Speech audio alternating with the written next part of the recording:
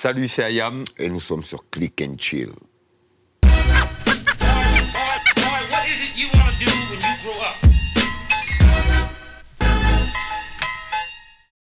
Bonjour messieurs. Bonjour. Salut. L'émission s'appelle Click and Chill. Est-ce que, exceptionnellement, aujourd'hui, vous m'autorisez à l'appeler Click and Chill and Joe et utiliser vos surnoms? Bien sûr. Il n'y a pas de souci. Bien sûr, sans problème. Je suis très très heureux de vous accueillir chez Click. Parce que c'est la première fois, bizarrement, que vous venez chez Click. C'est pas la première fois que vous venez dans ce bâtiment. Non. En plus, vous avez fait une petite entorse à votre agenda pour venir chez nous. Donc vraiment, c'est un honneur pour nous et l'équipe de vous recevoir. Avec grand plaisir. Avec grand plaisir. Maintenant que j'ai dit ça, je vais aussi vous dire un truc. Est-ce que vous êtes au courant que vous êtes un cauchemar pour les journalistes? Pourquoi on est un cauchemar pour les journalistes? En général, on nous dit l'inverse. C'est la première fois qu'on nous dit ça. C'est les gens qui ont peur qui disent développe. En 93, dans Ombre et Lumière, vous avez fait un morceau qui s'appelle Interview, dans lequel vous répondez déjà à beaucoup de questions et vous mettez bien la pression aux journalistes. Et depuis 20 ans, en fait, tout le monde, depuis 30 ans même de carrière, tous les médias vous ont posé toutes les questions du monde. Et en fait, c'était inutile pour les médias de vous poser ces questions parce que je trouve que dans vos morceaux, vous avez déjà répondu à tous les sujets. C'est ce qu'on dit de temps en temps aussi. en interview, c'est que c'est compliqué pour nous des fois de répondre en prose et réexpliquer ce qu'on s'est pris la tête à expliquer pendant des jours en rime, en mieux. C'est ça. Donc je pense que les morceaux traduisent bien notre état d'esprit, ouais. Bah, tout ça pour vous dire qu'on va juste faire une petite conversation à la cool, on va regarder des clips. Ouais. Si ça vous va. Volontiers. Oh, ça, c'est bien, ça. On vous reçoit aujourd'hui pour votre 10e album, Yasuke. Yasuke, maintenant on le sait, c'est le nom d'un esclave noir qui a été le premier à être affranchi au Japon et à devenir un samouraï. Mais nous, on aimerait vous parler du premier samouraï noir que la France a kiffé. J'ai une petite idée. On joue dans un chambara, la fierté, la loi tue. Comme un bon vieux Kurosawa, la main sur le katana. Même si la peur m'assaille, je partirai comme un samouraï. On joue dans un chambara, la fierté, la loi tue. Comme un bon vieux Kurosawa, la main sur le katana. Même si la peur m'assaille, je partirai comme un samouraï. Joe, t'as réagi, t'as pointé du doigt quelqu'un pendant ce clip. Ouais, quelqu'un qu'on n'a plus vu depuis longtemps, un pote de l'époque, Tony. Qu'on n'a plus vu depuis très longtemps. Mais en revoyant les images, on voit aussi que à l'époque aussi tourner en cinéma, tourner avec du 16 ou du 35, des fois quand on avait les moyens, c'est que ça en jette quand même l'image cinéma. C'est vraiment de pellicule, de taille de pellicule. La pellicule, oui. Aujourd'hui, je vois la différence du grain avec le numérique. Il y a quand même quelque chose qui se passe avec la pellicule, avec quelque chose de très beau, très esthétique dans ce clip. C'est quoi les souvenirs que vous avez de ce clip-là, justement? Le repas de midi, qui était une rigolade interminable pendant... Et c'est toujours ça avec Ayam en général, et c'est toujours des moments plus de sourire et... Là, tu nous vois, c'est vrai, peut-être un peu plus sérieux, un peu plus, voire même agressif, vu le clip. Mais la minute d'avant et la minute d'après, c'est du grand n'importe quoi. Nous, on a un côté, on a un fort côté... Chambrage. Chambrage, frangé en colo, pied nickelé, un peu tout ce que tu veux. Et on entretient ça quand même. Dans les images qui viennent de défiler derrière vous, on a aussi vu Pon de la FF. Ouais. J'en profite pour avoir une grosse pensée pour lui. Toute sa famille, on lui adresse tout notre soutien. Et lui souhaiter le mieux. Voilà. Ouais. Ce morceau, il y a un truc marrant qui s'est passé avec ce morceau cette année, c'est qu'il est apparu dans 2 grosses productions. Il est apparu dans le film La vie scolaire et dans la série Mortel sur Netflix. Comment t'as réagi, toi, Joe, quand t'as vu ça? Ça me fait sourire, mais après, c'est un morceau qui dégage une grosse émotion. Donc, je peux comprendre que ça ait fait la même chose que ce que ça m'a fait à moi. Mais après, voilà, ça fait plaisir, c'est toujours flatteur. Il est humble, ouais, mais je pense qu'il y a un côté de fierté aussi de voir ces morceaux qui traversent le temps. Et ce qui est dit dans ce texte, j'aurais peut-être plus de facilité que lui de le dire. Il y a un côté de lutte face à l'adversité et de maintenir... Je pense que ce morceau-là explique bien l'attitude d'Ayam à travers ces 30 dernières années. Le cap est maintenu. Et s'il faut partir, on part à un sabre à la main. Et c'est... Pas un mouchoir. Pas un mouchoir.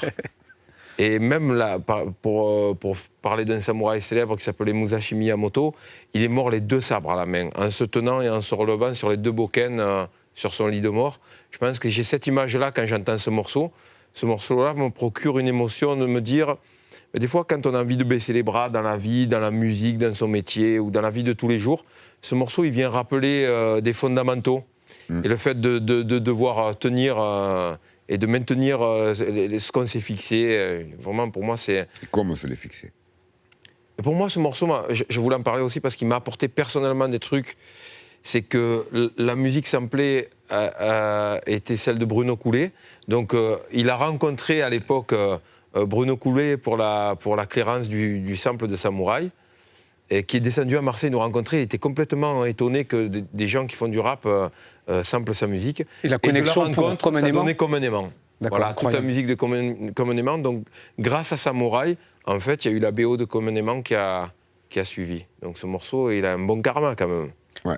On va se parler d'un autre morceau où vous parlez de bagarre, et qui est aussi étrange, ça ne vous ressemble pas, et qui est aussi un peu une transition sur ce que tu disais sur les carrières. On va regarder votre dernier single, Rap Warrior. Ouais. Yeah. Rap Warrior.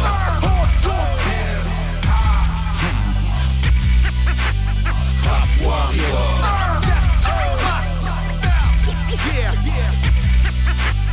Rap Warrior. On est d'accord, j'ai vu un truc sur Rap Genius, j'ai besoin de ton éclaircissement. Tu parles d'acier valyrien. Valyrien, ouais. De Game of Thrones. Ouais. Voilà. Game of Thrones, ça va, les dragons, tout va bien? Tu kiffes? Ouais. Oui, toujours. Je cultive ce côté-là aussi, ouais. Je l'entretiens. C'est un peu ton univers aussi, des dragons, l'Heroic Fantasy, c'est aussi, la garde et le Japon. Alors quoi. ça, c'est ce que j'ai pris de mon frère. Ouais. Ah ouais, on pense à Faflarage. Alors lui, l'Heroic Fantasy, il est incollable là-dessus. D'ailleurs, les Game of Thrones, il les avait déjà lus bien avant qu'il pense même à en faire des films. Donc ça me vient de lui, ça. D'accord. Autre sujet, pour la plupart des gens, je pense que c'est un détail, mais pour moi, c'est un truc qui est hyper significatif. À un moment du clip, on voit des jeunes qui évoluent vraisemblablement au début des années 80, qui découvrent le hip-hop. Et parmi cette bande, il y en a un qui est d'origine asiatique. Et je voulais vous remercier parce qu'il y a très peu de représentation des Asiatiques dans le hip-hop, alors qu'ils ont eu une place grandissante, surtout dans le b-boying. Et surtout avec toutes les références que vous faites depuis toujours à la culture asiatique, etc. Moi, j'étais très content de voir un jeune asiatique dedans, qu'on retrouve aussi sur la pochette d'ailleurs. Mais même à Marseille, avant ça, il y est dans... Benkei Minamoto. Benkei Minamoto. En fait, c'est un ami de classe de mon fils. Ils étaient dans la même classe. Et moi, il était dans mon club de kung-fu. Donc, du coup, c'était très bon pratiquant. C'était une ceinture noire. Il s'appelle comment? Nicolas Nguyen. On lui passe le bonjour. On lui passe le bonjour à Nico. Mais pour parler des Asiatiques, par exemple, à Marseille, dans le rap, il y avait plusieurs groupes.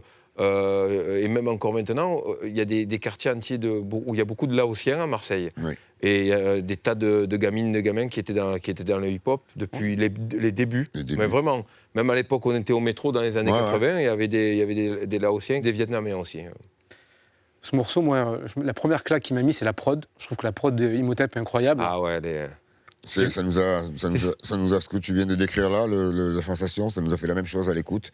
Mais alors j'ai une question, parce que j'ai vu une vidéo, apparemment il a refait la prod 3 fois. Comment vous travaillez, vous, en studio? Pas de règle. C'est tout au feeling. Et le morceau, en plus, très souvent, il est très mal...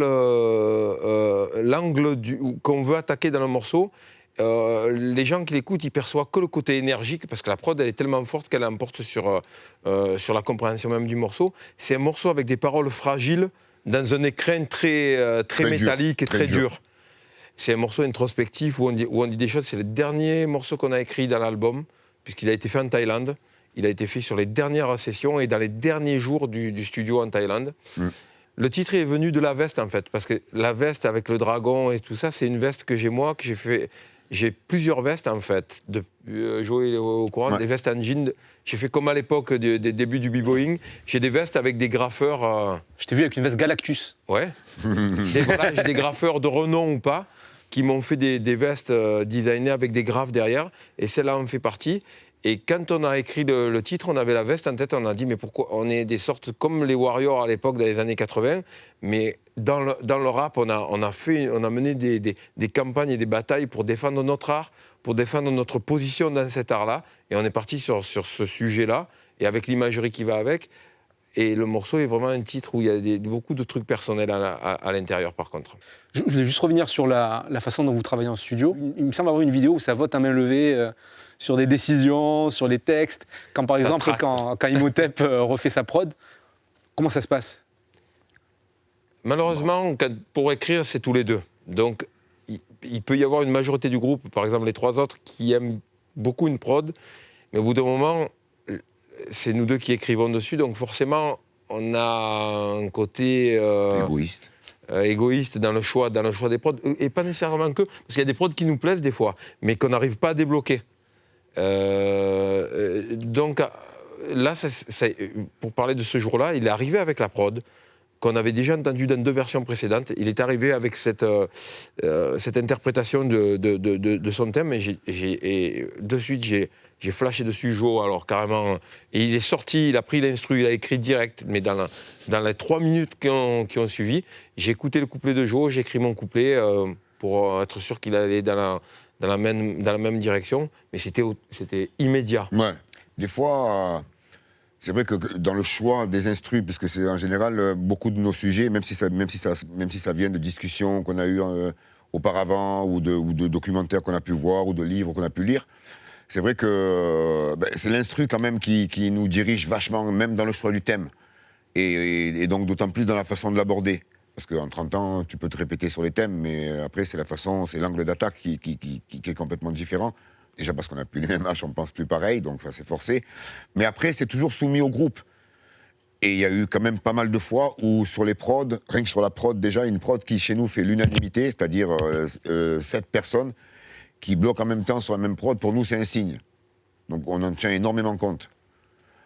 À l'inverse, si on n'est que 2 vraiment à aimer une prod, même une fois qu'on l'a écrite et qu'on continue à n'être que 2 à aimer ce morceau, on va se remettre en question.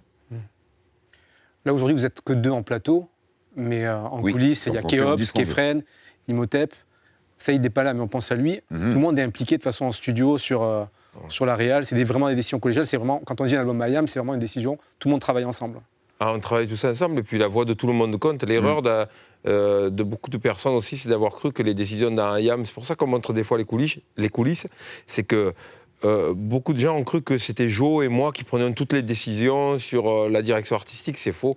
Ce sont des décisions qui sont prises à l'unanimité. Et comme Joe a dit, on peut écrire un morceau qu'on adore tous les 2, mais si les 3 autres, à un moment donné, ne vont pas aimer ce morceau-là, il ne va pas passer. Il ne passera pas le filtre final. Vous avez évoqué justement que ce morceau, il y avait des textes beaucoup plus fins que la patate, qui contrastent avec la patate de l'instru. Il y a quelque chose qui m'a interpellé. Dans Soldat de Fortune, Chill, toi tu dis j'ai écrit Sol Invictus en ayant le moral fracassé. Joe, toi dans ce morceau, tu dis que tu as mis 2 ans à te remettre d'un décès. Ouais. L'écriture, c'est pas une thérapie dans ces moments-là? Bah si, là ça l'a été. Mais avec du recul, avec un temps. Il faut du temps, ouais. Il faut du temps, ouais. L'écriture a permis de sortir des choses qu'on ne sort pas forcément aisément. C'est comme la scène, en fait. La scène, c'est un exutoire. On a la chance sur scène, à un moment donné, de peut-être devenir quelqu'un d'autre, d'être un artiste à part entière et de se débarrasser de tas de fardeaux du quotidien. Et on oublie que la vie, des fois, ça peut être compliqué, complexe, quand on perd des gens qu'on aime, ou ou des disputes, ou des tas de choses comme ça. On se sublime, et ces moments qu'on vit sur scène, ou ces moments où on se retrouve devant la feuille, ils nous permettent d'évacuer. Vraiment, moi, je sais que... et je pense que pour Joe, c'est strictement... C'est comme un bon 12 rounds dans un sac de frappe à la fin de la journée. Exactement. Ça permet de... Alors moi, les morceaux comme mon texte savon, c'est de l'évacuation. Ouais. Aussi. Tu viens de parler d'un 12 rounds en fin de journée. Ça fait toujours du bien, ça vide. On va se commenter une petite photo qui va apparaître à l'écran, là. On va se parler d'une petite photo. Qu'est-ce que tu vas me sortir comme dossier encore? Oh, avec GSP. Ah, oui. Et Will et Vincent Parisi. Ouais. Et Bambi Kouyaté, c'est quand même une belle brochette. Bambi, c'est un champion de boxe thaï. On l'aime beaucoup, on l'a interviewé chez Click. Là, il y avait une belle brochette de champions. Et il y a Youss au milieu, un champion du rap aussi. Ouais. Non, c'est des instants privilégiés où nous, on fait nos entraînements, chacun de notre côté, on fait pas mal de sport. On a eu la chance d'avoir Georges Saint-Pierre qui, une fois, a demandé l'autorisation de rentrer avant un combat sur Samouraï. Voilà, encore lui. Georges Saint-Pierre, est-ce qu'on peut resituer pour les gens qui sait le Cristiano Ronaldo du MMA, on va dire. Ouais. Est-ce qu'on peut aussi dire, parce que autour de cette table, je pense qu'on est des fans de Marvel, et je crois que je dis pas une connerie si je dis que Georges Saint-Pierre, il se fait marbrer par Captain America dans un film, non? Ah oui, c'est vrai. C'est vrai, il se fait... C'est juste. C'est juste. Mais nous, on ne se rappelle plus de ses performances. C'est un film. Je pense que dans la réalité, GSP lui envoie à Captain Marvel bien comme il faut. Joe, les gens ne le savent peut-être pas forcément, mais je crois qu'en 86, tu avais été champion d'Europe de Kung Fu. 88 ouais. Tu as été champion d'Europe de Kung Fu. Ouais, pas mal champion de France aussi, pas mal de Coupe de France aussi. 40 ans que tu pratiques les arts martiaux de façon très très assidue. Ouais, un peu moins depuis que la musique a pris beaucoup de place. Ce sont deux choses qui se pratiquent à 200%. Donc pendant un moment, j'ai pu jongler, et puis il y a eu un moment après où il a fallu faire un choix. Mais bon, l'entraînement est toujours présent, omniprésent même. On le savait pour toi, par contre, nous on a découvert ça récemment, quoi. T'as pris du gabarit, si je... Oui, mais parce que je suis pas dans les sports de combat, moi, à la base. Je suis plutôt dans les sports de ballon. Ouais. Je suis plus dans le foot, le volley, des trucs comme ça, des sports plus ludiques. Ou après des sports où je suis meilleur, c'est plutôt les sports de glisse, ski, vélo. Voilà, j'ai toujours pratiqué pas mal de sports. Et il m'a contaminé, que ce soit lui ou Saïd, commence à faire les entraînements boxe pied-point. Et puis après, j'ai accroché. Ça fait plus d'une dizaine d'années maintenant que je fais les entraînements de sport de combat. Mais je fais aucun combat parce que j'ai conscience que ma pente elle est descendante. Je ne vais pas me friter avec des gamins de 20 ans qui sont en fer. J'ai plus rien à prouver. Non, nous, ce qu'on aime, c'est s'entraîner. Voilà. On aime s'entraîner tout simplement. Un combat contre soi-même, se dépasser. Ouais, on aime s'entraîner, on s'entraîne dur, même si c'est que pour nous-mêmes et qu'on n'a on n'a aucun challenge au bout, il n'y a pas de combat, il n'y a rien, mais on aime quand même s'entraîner dur. On s'entraîne tous les jours. Tous les jours, hein. Même des fois très dur. 2 heures en moyenne, et des fois très très dur. Bon, et des fois 6 sur 7. Ou 5 sur 7. Et quand j'ai fait ça m'est arrivé deux fois de faire des séries de Ramon Decker avec des boxeurs pros. Et j'ai pas lâché, c'est la tête aussi qui doit tenir. Et en fait, j'ai toujours le métier, la scène en ligne de mire. Le sport au service de la performance sur scène. Et je pense que pour Joe aussi, il y a un travail sur le cardio. Bon, lui, c'est un entraînement. La vie est un entraînement. Il y a un poteau, il tape dedans. Il y a un truc à attraper, il monte dessus. Mais c'est tout au service. C'est quand on fait une tournée, qu'on fait une tournée américaine, et je ne vais pas vous cacher qu'on est nombreux et que voilà, la logistique, elle est coûteuse. On ne peut pas faire de jour off aux États-Unis. On est obligé d'enchaîner les dates et d'enchaîner les villes. Donc on atterrit à Los Angeles, le lendemain, on joue 9 heures de décalage horaire, 2 heures sur scène, puis après le lendemain, tu es à San Francisco, après à Toronto, après à Miami. Enfin, c'est des choses où si tu n'as pas un minimum de conditions et de foncier, la tournée, tu finis, tu es cuit. Hein. J'ai l'impression que vous n'avez jamais été autant en forme. Chill, on rappelle ton âge, tu as eu 50 ans l'an dernier. Ouais, 51 là. Alors, est-ce que tu as fêté tes 50 ans avec 2-3 bouteilles de Valstar? Non, j'ai fêté mes 50 ans à Tokyo en concert avec Ayam. Et j'ai eu la surprise magnifique de voir arriver mes enfants. Je ne savais pas qu'ils venaient. Et j'étais, ça reste certainement un des plus beaux souvenirs de ma vie. Les 50 ans à Tokyo, c'était magique. J'ai fait un petit calcul avant cette interview. Mm-hmm. Et Joe, est-ce que tu es conscient que tu es le rappeur en activité le plus âgé au monde cette année? Ah ouais? Eh ben voilà. 53 ans, alors français. Je bois pas de champagne. En 2019, c'est toi. Tu as 53 ans. Il y a juste un mec au monde qui a sorti un disque de rap un peu plus âgé que toi. Est-ce que vous savez qui c'est? Un mec au monde qui a sorti un disque un peu plus âgé que toi. Qui c'est qui a sorti? Je sais pas. Je sais pas quel âge a Freddy Fox. Bon, je vous le dis, c'est Chuck D. Chuck D. Chuck D a 57 ans. Il a sorti 2 disques à 57 ans en 2017. Ouais. Mais en 2019, le seul mec à avoir sorti un disque, c'est toi. On a eu les compliments d'Apollo Brown, qui est un très bon producteur de Détroit, et qui nous a dit « Vous êtes un exemple rare dans l'histoire du hip-hop dans le monde ». Et pour moi, c'était un très beau compliment. Je pense que c'est pas une question d'âge, il faut arriver à faire comprendre que le rap n'est pas une musique de jeunes ou de vieux. C'est une musique, point, et qui a 10 000 facettes.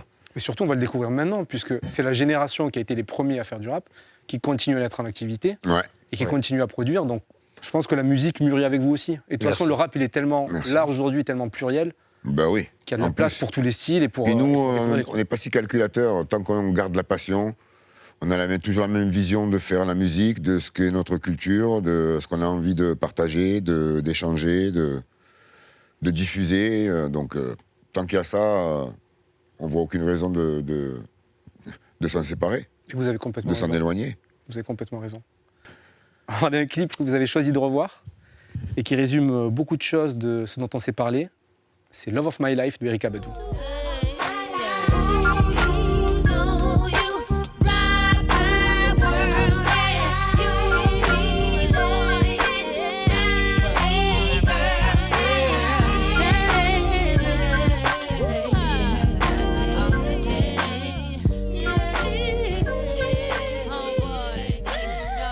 Et le bus part vers le futur. Ouais. C'est ça qui est magnifique en fait dans ce clip-là, c'est que j'ai vu la plaque, j'ai dit en plus il part. C'est un peu vraiment l'analogie avec le morceau qu'on a fait en fin de l'album sur Yasuke qui s'appelle Once Upon a Time. J'allais exactement parler, ouais. Et pour moi, ce clip, il nous a marqués tous parce que le titre, il est valable pour nous tous. C'est un des amours de nos vies. Et le hip-hop et cette culture-là jouent un rôle déterminant dans nos existences. Puis dans chaque image du clip, on se reconnaît. Hein. Chaque image. On parle des images du clip. Pour les plus jeunes, est-ce que vous pouvez expliquer pourquoi il y a Common à la fin, devant le bus, et qui est le chauffeur du bus? Alors, Chou, c'est qui le chauffeur du bus? On va commencer par le chauffeur du bus. C'est Kool Herc. C'est le fondateur.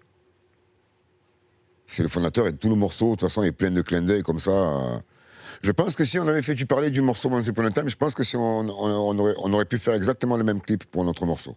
Bah, ce qui tue dans Once Upon a Time, moi, il y a un truc qui m'a fait kiffer, c'est que tu as une rime sur Crazy Legs. Oui. Dans le clip d'Erykah Badu, il y a aussi Crazy Legs. Crazy Legs, un des breakers fondateurs du Rocksteady Crew. Si tu parles de b-boying, tu es obligé de parler de Crazy Legs. On a eu la chance de jouer avec eux. Hein.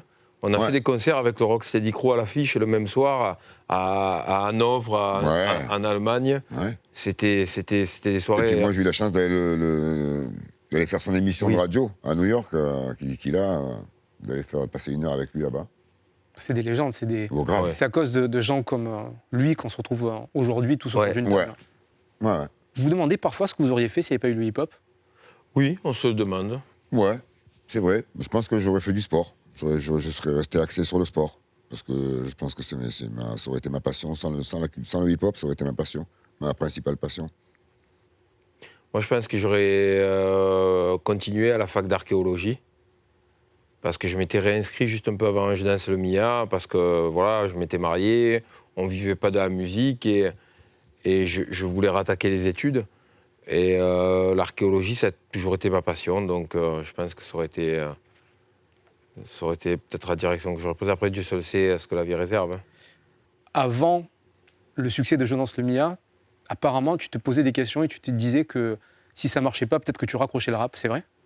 Oui, c'est surtout des choix de vie. Je m'étais marié, je voulais fonder une famille.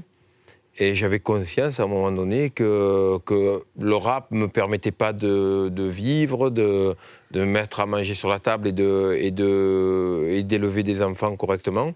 C'est pour ça que je m'étais réinscrit, en fait, j'aurais été au courant. Moi, j'habitais en bas du Panier, qui est un quartier à Marseille, et je m'étais inscrit à la Vieille Charité, où il y avait les cours d'archéologie. J'avais déjà fait 5 ans auparavant, j'étais déjà en fac de sciences, plus en géologie. À l'époque, il n'y avait pas de spécialité archéologie.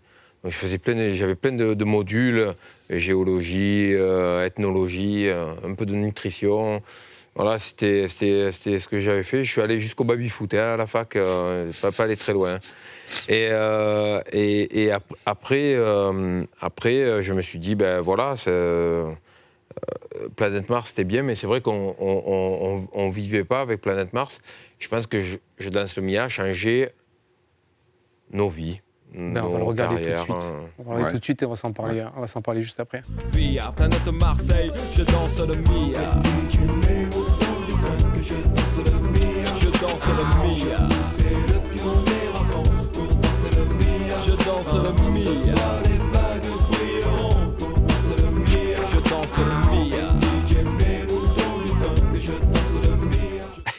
une anecdote sur la position corporelle de DJ Keops au début du clip. Je peux traduire ce qu'il a dans sa tête tellement que je le connais. Il faisait super froid. Ça n'a pas l'air, mais c'était glacial. Il devait faire, c'est dans la région marseillaise, mais c'est ces jours où il fait 2-3 degrés avec du Mistral. Avec du gros vent. Là, il est en train de se dire Michel Gondry, tu te dépêches de tourner, ça me casse les couilles, j'ai envie de rentrer à la maison, je suis en train de me geler. Là, sa position corporelle elle traduit beaucoup des pensées que je connais. Mais le clip, il se tourne sur 4 jours.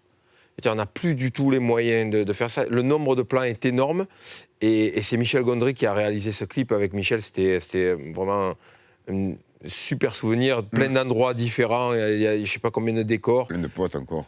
Des potes. Je suis fier parce qu'il y a mon père dedans. Voilà, que j'ai perdu mon père depuis. C'est une fierté de le voir dans le clip. Et puis des bons souvenirs de tournage. Et d'ailleurs, récemment, quand on a vu un clip d'A$AP Rocky, on a senti... Le travelling zoom, voilà, on a senti l'analogie dans le clip. Je pense que Michel Gondry, ça lui a fait très plaisir de voir ça, parce que vraiment, alors il faut rendre à César ce qui est à César, l'idée de travelling zoom est vraiment amenée par Michel. Ouais. Ben justement, moi c'est la grande question. Michel Gondry, à l'époque, c'est un jeune réalisateur de clips qui n'a pas encore explosé comme il a explosé aujourd'hui. Aujourd'hui, c'est un des réalisateurs de films les plus cotés au monde. Il vous propose une technique qui n'a jamais été vue. Comment il vous explique ce qu'il va faire avec la caméra ? Le travelling, vu que ça n'existe pas. Comment il vous explique ça ? Il a expliqué très clairement, c'est-à-dire que le résultat était exactement comme il nous l'a décrit. Il était timide. Il était timide, on était jeunes, on était un peu des idiots quand même, on était un peu plus agressifs, rentre dedans. Ouais. Il a été à la fois réalisateur et animateur social sur le clip. On connaissait Michel en fait en tant que musicien parce qu'il était batteur de Oui Oui. Ouais. Et dans les années 80, Joe, Keops et moi, on a fait pas mal de concerts avec des groupes de rock alternatifs et on l'a connu musicien. D'accord. Voilà. Oui, à l'époque où les scènes indépendantes étaient partagées entre les musiques, ce qu'on appelait alternatives à l'époque. Exactement. Et il a fait preuve de beaucoup de patience avec nous. Et il a été très clair. Là, Joe est très content de tourner cette scène aussi. Là, ça se voit sur ma tête que je suis ravi. J'ai la même expression et le même. Voilà, là, tu vois que je suis content. Là. Tu vois que j'ai pas froid, que je suis à l'aise, que je suis ravi qu'on m'ait rajouté de la fourrure sur le crâne, que j'en avais déjà plus à l'époque. Ils m'ont rajouté des cheveux. Je les rasais déjà à l'époque.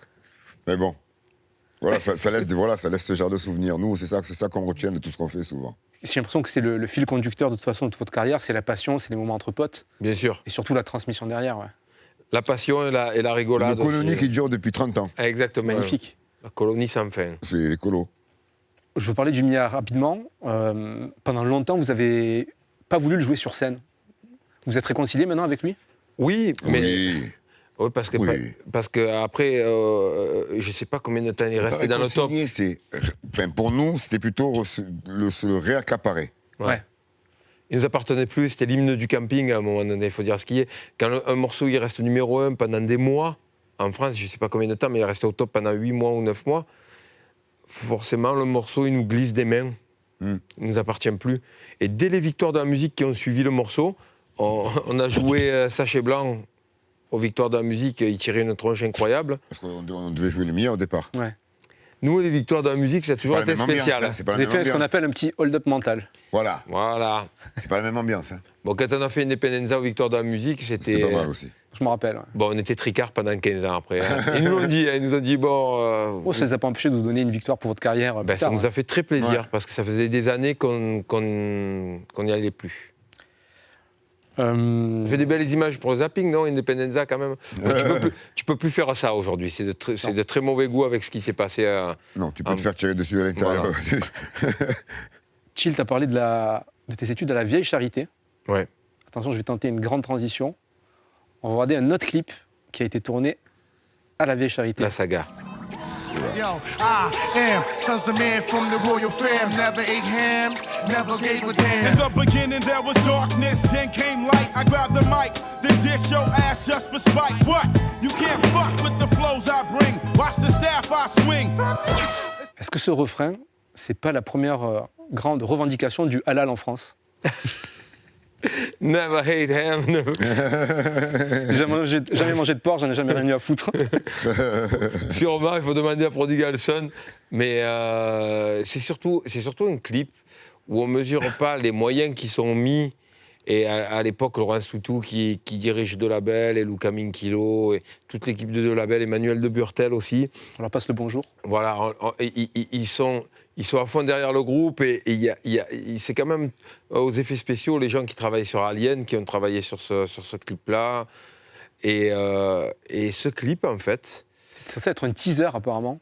C'est le teaser de Côté Obscur. Mais en fait, quand lui et Côté Obscur arrivent aux États-Unis et que Sons of Men le montre à Reza, il pète un câble. Parce que j'ai eu l'occasion d'en parler avec Reza après.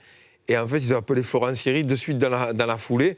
Je pense que c'est une des rares époques où tout ça, pareil, c'est tourné en cinéma, avec une pellicule et tout. C'est une des rares époques où le rap français, au niveau de l'image, a pu rivaliser avec le rap américain. Parce que qu'il y avait des budgets, il y avait des budgets. Les budgets étaient super. Et puis surtout, il faut pas oublier un truc, c'est que le clip pour un artiste américain est recoupable.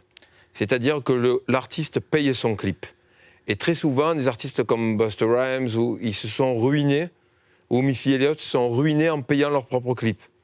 Mais ils ont fait des clips mythiques. Voilà. Ça a un prix. Ça a un prix. Mais c'est très dur maintenant de recoller les États-Unis.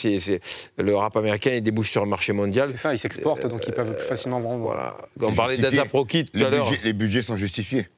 Tu vois, les clips d'A$AP Rocky, c'est dur de recoller à ça aujourd'hui avec les budgets qu'on a. J'en avais parlé avec Florent Siric, donc qui est le réalisateur du clip. Il m'avait dit qu'à l'époque, juste pour ce clip, il fallait que vous vendiez 300 000 exemplaires de l'école du micro d'argent pour l'amortir. Bon, ça a été largement amorti depuis. Oui. Mais c'est pour dire la prise de risque qu'on avait validée à l'époque.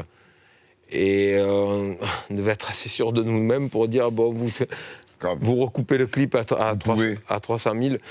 Je pense qu'on Non, je pense qu'on a pris le risque dès le départ parce que ce clip-là, il était terrible, qu'on s'est dit, tant pis, c'est pas grave. On le fait comme on le veut, comme il est, et puis si ça a un prix, on le paiera. Vous avez été souvent en avance sur beaucoup de choses. Là, je voudrais souligner un petit détail encore sur lequel vous avez été en avance. C'est Joe qui a des griffes en adamantium.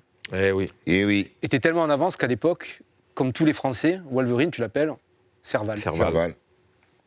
Ouais. Les vrais reconnaîtront. Ouais. Ben oui, bien avant. Comme quoi, quand le Wu est arrivé, c'était encore... pareil, un monde encore dans lequel on se retrouvait. Puis quand les Marvel sont arrivés, forcément pour nous qui étions passionnés, fans, comme on l'a toujours fait, ça c'est juste une référence visuelle parmi tant d'autres. Il y en a eu plein au niveau des textes. Il y a un truc qui est fou. Je pense que Mouloud vous en parlera peut-être, mais en 91, vous avez fait une rime sur Thanos. Bien sûr. Ouais. Bien sûr. Ça, on s'en parlera une autre fois parce qu'on a encore quelques... L'heure tourne et j'ai envie de parler d'autres choses avec vous. Mon Dieu, ils contiennent tout le cosmos. C'est incroyable. On est des fans de la première heure, c'est-à-dire qu'on avait les BD, on collectionnait tout, c'est de notre génération, donc forcément, ça nous parle direct. On va se regarder un de vos derniers singles, Self-Made Man. Ouais. Avec les psychiatres de la rime. On s'en parle juste après. Allez. Qui a élevé ses fleurs du bitume pour en tirer le parfum? C'est moi, papa. Qui a mené ses sons en attitude? Tu le sais bien, enfin. C'est moi, papa. Je suis psy, self-made man. Self-made man. À titre personnel, j'ai été très touché par deux choses sur ce clip, sur ce morceau en tout cas. Le premier, c'est que vous avez fait appel à un compositeur qui s'appelle CHI, que j'aime beaucoup, à qui on passe un grand bonjour. Oui. Et tu as travaillé avec lui d'une façon très particulière. Tu veux que je raconte rapidement comment ça s'est passé? Allez. En fait, on bosse un peu de la même manière, c'est-à-dire qu'on crée nos propres samples. Alors parce que... Lui crée des banques de samples, en fait, en composant de la musique, et je fais exactement la même chose. On s'est aperçu vraiment que c'est rare de trouver des compositeurs qui bossent de la même manière. Il m'a dit, si tu veux, j'ai dit... Des banques de samples, pour expliquer aux gens, en fait, il recrée des mélodies comme des morceaux qui existaient déjà. Il recrée des mélodies avec des instruments, et il me dit, si tu veux, plutôt que de faire un morceau ensemble, directement, où on discute de comment taper le rythme, il dit, je t'envoie le sample, tu découpes, tu fais ce que tu veux avec, et après tu recomposes des trucs dessus. Et en fait, j'avais le sample de CHI qui était joué avec les synthés et tout. J'ai samplé dans ma MPC la version stéréo, J'ai découpé, j'ai chopé, j'ai rejoué des trucs dessus, il y a des guitares, tout ça, et j'ai programmé toute la rythmique, la basse, tout ce qui va avec, tous les arrangements. J'ai joué pas mal d'instruments, des nappes, j'ai rajouté des synthés, et j'ai passé tout son sample dans des convertisseurs 8 bits pour que ça sonne comme la SP12 à l'époque. Voilà. Et c'est une nouvelle manière de travailler. Et on pense peut-être faire l'inverse, c'est-à-dire que je fasse des samples et que je lui envoie et que lui fasse le beatmaking dessus. Je trouve ça sympa et c'est vraiment quelqu'un qui est doué, talentueux. Avec Joe, on avait déjà écrit des morceaux sur des beats de CHI dans les années 2000, en fait. Ouais. D'accord. Oui, c'est pas nouveau. L'autre chose, forcément, qui est hyper touchante dans ce titre, c'est que c'est la reformation des psychiatres de la rime au grand complet depuis un petit moment. Ouais. Nous, symboliquement, forcément, pour nous, avoir les psys, c'était important, et d'avoir les 4. Surtout d'avoir les 4. Au vu des plannings, tout le monde a vraiment mis du sien et tout le monde s'est impliqué pour que ça puisse se faire. Donc c'était une super journée de tournage, et puis justement, voilà, au final, on le voit, que d'entendre et de voir Sia, pour nous, c'est important. Qui était le DJ des psychiatres, décédé en 2015. Voilà. Et qui apparaît dans ce clip. Et vous avez travaillé là aussi avec des pistes qui existaient de Rachid. Grâce à Nabil, qui est notre tour régisseur, en fait. Ils étaient très proches et il a pu récupérer dans son ordi des sessions de scratch de Sia. Et on a réussi à les recaler sur le morceau. Nous, on est très fiers que les 4 soient présents, que le groupe soit présent au complet. On avait une dernière petite surprise pour vous. On a croisé un de vos amis il n'y a pas longtemps qui nous a laissé un petit message vidéo pour vous. On va vous envoyer le magnéto et on va vous laisser répondre et conclure sur ça. Juste un petit dernier rappel avant qu'on s'en parle. L'album Yazuki est dans les bacs. Tournée Rap Warrior, vous faites une tournée début mars dans les petites salles, mais qui est déjà complète. Ça sur la route. Et vous venez d'annoncer une tournée de Zénith à partir de novembre 2020. La billetterie est ouverte. Et on a un petit message d'un pote à vous montrer tout de suite. Ça fait quoi? Ça fait plus de 25 ans, 30 ans que vous êtes là, vous n'allez jamais arrêter. Alors du coup, il y a un moment où on va faire un truc bien, genre au stade Vélodrome, vraiment IAM, la vraie date sale, Sopra l'a fait, bordel, merde. Ça vous aussi de la faire un peu, non? Date, stade Vélodrome, IAM, moi je veux voir ça, et comme ça c'est bien, j'aurai fini ma vie. C'est possible ou pas? Beaucoup de gens nous le demandent. Cut, c'est quelqu'un qui a joué un rôle déterminant aussi dans notre parcours, parce que c'est une des premières personnes avec qui on a vraiment connecté à Paris. Et collaboré. Les mixtapes qu'on a pu faire avec lui, la rencontre avec East, avec Fab, voilà, c'est vraiment quelqu'un qui compte beaucoup. Par contre, sa question, elle revient souvent. Les gens ils nous disent quand le stade Vélodrome? On aimerait bien. On aimerait bien, mais il faut le penser longtemps à l'avance. Et pour moi, il faut faire un spectacle hors norme. Unique. Voilà. En tout cas, c'est ce qu'on fera si jamais on a l'occasion. On est des fans des petites salles, mais faire un stade Vélodrome une fois dans la vie, je pense que c'est... pour nous, on serait super fiers. Bon, je suis rentré la première fois dans ce stade-là, tout morveux à 5 ans, avec un sandwich à la tomate écrasée avec mon père. Le faire après, en étant sur scène, ce serait magique. Tenez-nous au courant, on viendra. Merci méga. Merci beaucoup. À toi.